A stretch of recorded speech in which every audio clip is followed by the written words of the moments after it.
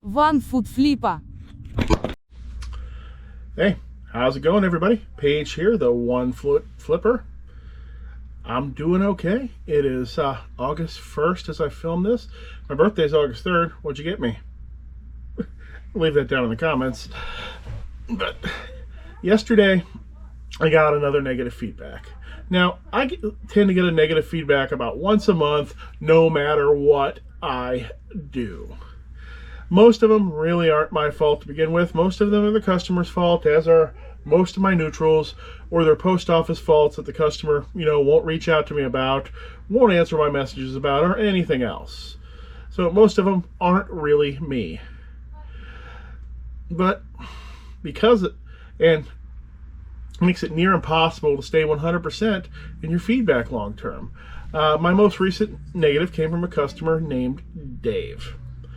And Dave and customers like Dave are constantly purchasing items that they seemingly have no idea what the items are or what they're supposed to do or any of the details about them, and then they dump negative feedback because they had no idea what they were buying.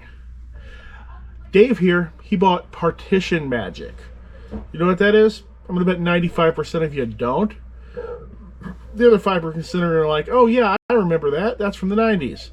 It's an esoteric piece of 1990s system software that let you change the partitions on your hard drive. Most of you are like, what's a partition on a hard drive? Exactly. People don't do that much anymore.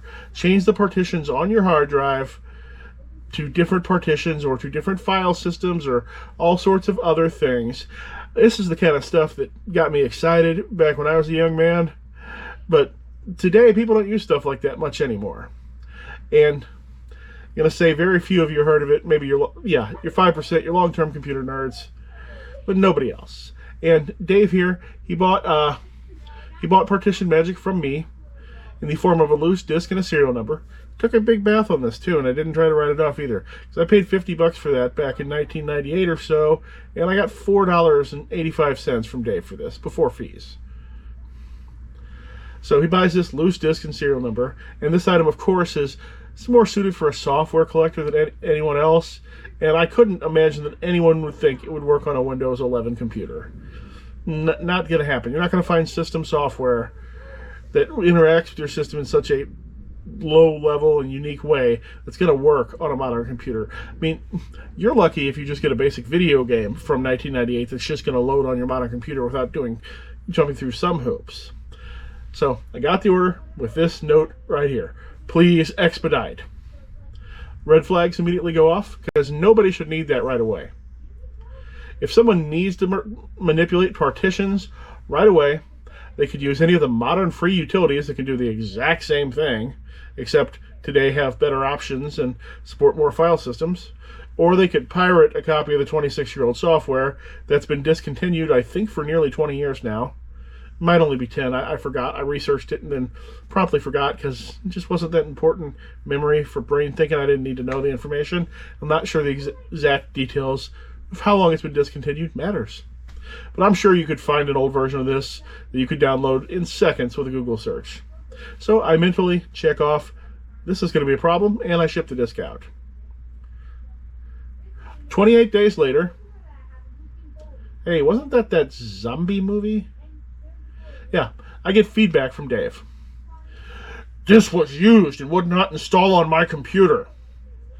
Of course it was used. Not new. He bought a loose disk. I never even described what the software did. So how in the world did he both think that he needed it and it would work on a modern computer?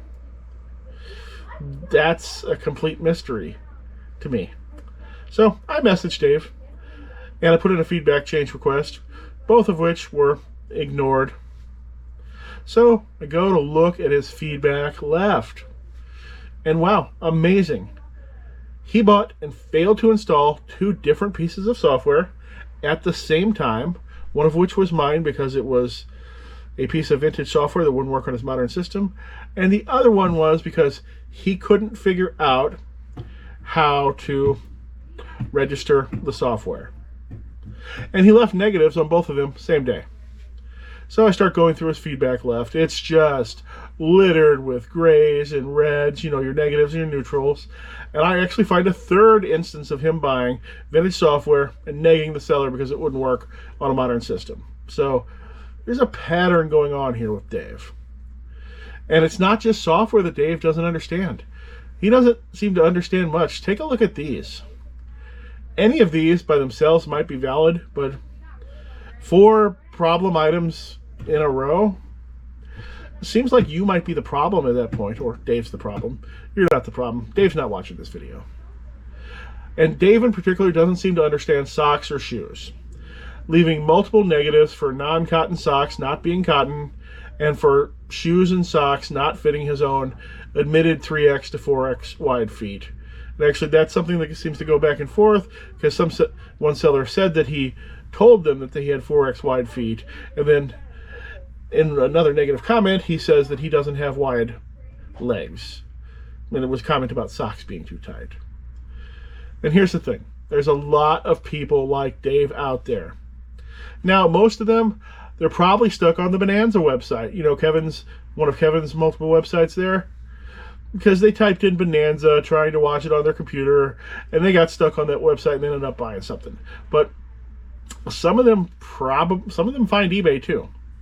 See, Dave here, he doesn't read anything past the bare minimum. And I know from my lifetime of interactions with people that there are quite a lot of normal seeming people who actually read incredibly slowly, and they don't just automatically read and absorb everything in front of them. Matter of fact, I'm going to bet that that's some of you, and that's okay. I still love you. I'm not putting you at fault for that. You know, they'll see a 3 or 4 word sign, but they won't actually, it won't go in their head. It won't be read unless they make a conscious decision to read it. And they are certainly not going to read an entire page of text or a whole screen, or certainly not an entire eBay listing. Now, that's completely alien to me. I read extremely fast. I mean, I don't read like stupid, like flip the page every 3 seconds fast, but, you know, I generally can read sentences at a glance. And, you know, if there's a sign, I see the sign. You know, so that's not my experience with the world, but I know it is the experience for plenty of other people. So you ever have somebody call you with a computer problem, if you unfortunately were stuck being that person in people's lives? Used to happen a lot more in the past. Computers don't freak out as much as they used to. But they'd call you with this computer problem, but they'd be unable to tell you what the error screen or pop-up window or whatever else it was said. I used to get that call all the time. And then it stopped working, and there were all these words on the screen. Well, what did the words say? I don't know. Well, go read the words. I turned it off. Well, go back and turn it on again. I can't. I'm at the grocery store.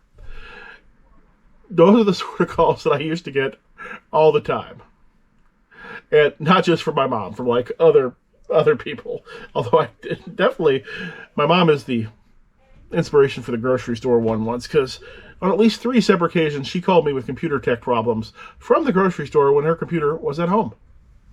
And you know, these sort of people are among our friends and families, and they're basically the reason why it's impossible to keep 100% feedback on eBay long term, unless you're gonna make it your absolute goal, because you can go chasing down all the people who leave it and bothering eBay support, calling them 37 times, contacting eBay for Business customer support on Facebook, and just doing everything you can, showing up at the Facebook CEO's house unannounced, whatever it is, to maintain that perfect feedback.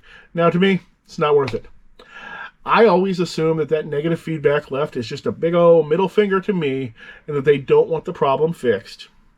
And I learned from my earlier interactions, the most likely result of me trying to fix that problem customer is that I end up giving them a complete refund. They end up keeping my item that had nothing wrong with it in the first place, and I still keep the negative feedback. So now I don't even bother anymore. I assume that the negative feedback left is just a screw you, go out and die. I don't want anything to do with you. This transaction is over. And I almost never try to contact the people after the fact. So I won't do that anymore unless it's an extremely inexpensive item, in which case I'd be completely okay with losing the item, losing the money, and keeping the feedback, like what the situation would have been with Dave here. But I already knew that Dave wasn't going to answer me or fill that feedback change form out. No way that was happening. He's probably too busy trying to watch Typing Wagon Train into his browser, trying to watch that. Or is that even a show? Was Shane a show? I don't know any of those shows that Kevin somehow watched in his alternate universe of being the exact same age as me, where the TV was in a completely different shows. Okay, I went off on a tangent. I'm going to have to probably erase this entire video and start over. If you know anybody named Dave and who orders the wrong things all the time, why don't you tell them about this channel? I could use a few more subs. Thanks, and I hope to see you again soon. See, that's One Foot Flipper's nonsense video.